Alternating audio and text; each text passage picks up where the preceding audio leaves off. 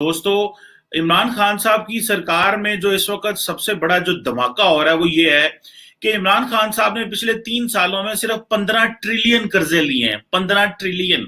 और जो उससे भी बड़ा धमाका ये है कि जो डॉलर है वो तारीख की बुलंद तरीन सतह पे 176 176 तो अवाम के हुकूमत कह रही है, लेकिन कहा जा रहा है कि इससे भी ज्यादा महंगा डॉलर मार्केट में बिक रहा है।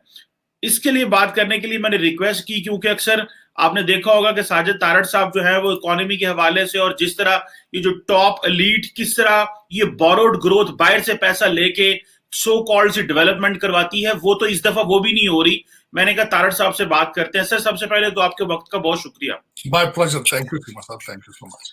सर, ये बताएं कि 15 ट्रिलियन के कर्जे ले लिए, टोटल कर्जा जो है वो तो बहुत ऊपर चला गया है, डॉलर जो है वो खड़ा ही नहीं हो रहा, और कहा यह जा रहा है कि ये जो आईएमएफ के साथ जो मुज़ाकरात हमारे फाइनेंस मिनिस्टर कह रहे, एडवाइजर साहब कह रहे थे हो गए हैं, वो ना होने की वजह से डॉलर फिर ऊपर चला गया है। सऊदीज ने 4.2 अरब डॉलर का जो हमें तोहफा दिया, उसके बावजूद डॉलर नहीं रुका। आप क्या समझते हैं, ये क्यों इतनी ज्यादा अनसर्टेनिटी क्यों है पाकिस्तान में? सर, गैर यकीनी सूरत हाल है।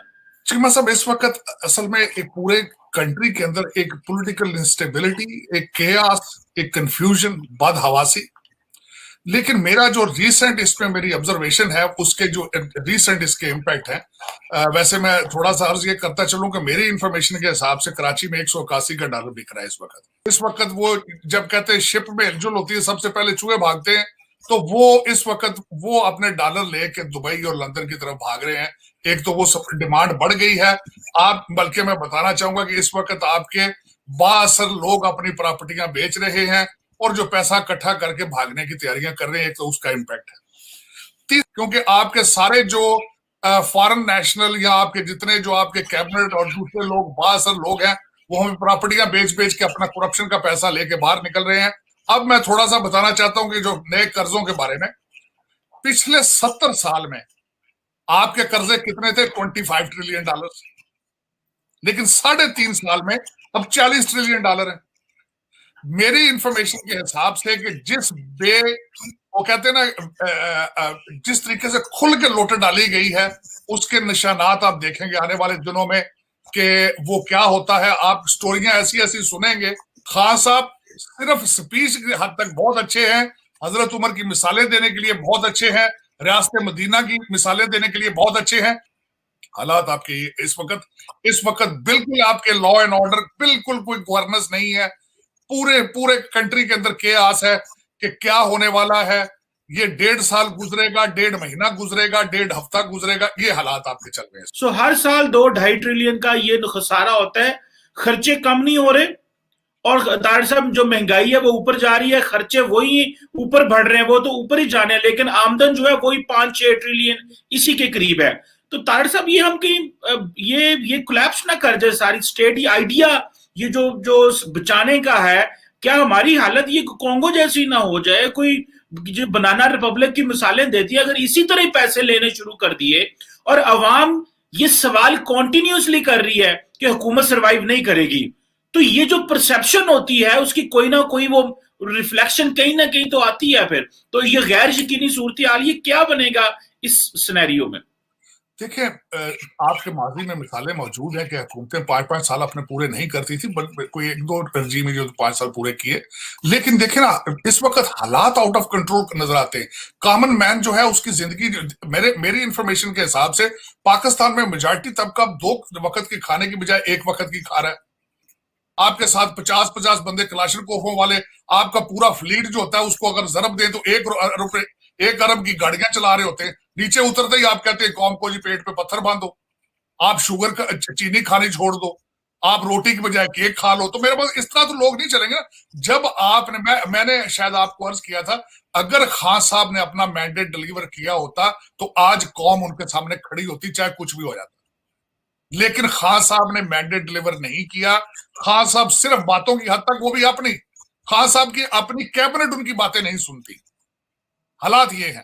तो उसमें आके कौम फिर किस तरह, कौम तो फिर घंटे गिनेगी ना। कौम तो यही देखेगी, कौम को तो रिलीफ चाहिए।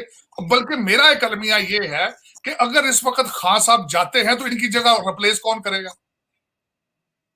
मैं अफसोस के साथ कहूंगा कि इस वक्त आपकी foreign you don't have any foreign policy.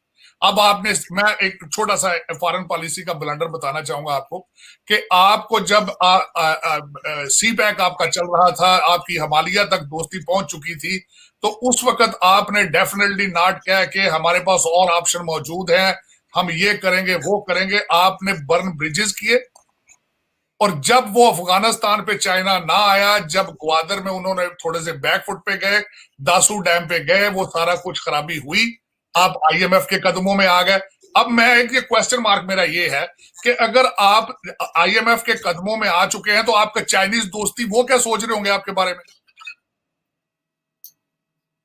आप अगर दोबारा आपने चाइना के पास जाना हो, और आपको पता है आपके चाइना के साथ हालात खराब होने की एक जो मेन वजह है वो क्या थी, आपने उनसे दोबारा डेट रिलीफ मांगी थी और उन्होंने रिफ्यूज किया है। उसके बाद दासू डैम पे उन्होंने 39 मिलियन मांग रहे हैं, फिर आप उनसे बिजली के लिए पैसा मांग रहे थे, फिर आप रेलवे के लिए पैसा मांग रहे थे। तो ये चीजें दर हकीकत इसमें चीमा साहब आप लीडरशिप का फुकदान है, और ये सारी इनकी खुशकिस्मती है सारा कुछ जो कुछ हो रहा है। और दूसरा ये है कि अभी ये चाहते थे कि चाइना डॉलरों की बारिश करे, हम सी पैक को लेकर जाएंगे अफगानिस्तान में और हम बोलियां लगेगी वहां पे, अमेरिका भी बोलियां लगाएगा, चाइना डॉलरों की बारिशें होंगी तो बारिश इधर भी आएगी, खुल के दुबई में प्लाजे बनेंगे और लंदन जाएंगे। लेकिन ये फिर अब इस वक्त बुखार चढ़ा पूरा दुनिया की इकॉनमी को कोविड का, और उसमें ये सारा इनका बिजनेस प्लान जो है सारा खत्म होता नजर आ रहा है। असल में सब इस वक्त जो है वो अब वो तब्दीली की बस तो मिस हो चुकी है बिल्कुल। वो अब कोई नई चीज ही आएगी तो आगे चलेगा। पाकिस्तान है स्टॉप्ड, बिल्कुल रुक चुका है इस वक्त, ना फाइनेंशियल, सियासी, हर चीज रुक चुकी। अदारे बिल्कुल आउट ऑफ कंट्रोल है, अपनी अपनी डायरेक्शन में चल रहे हैं।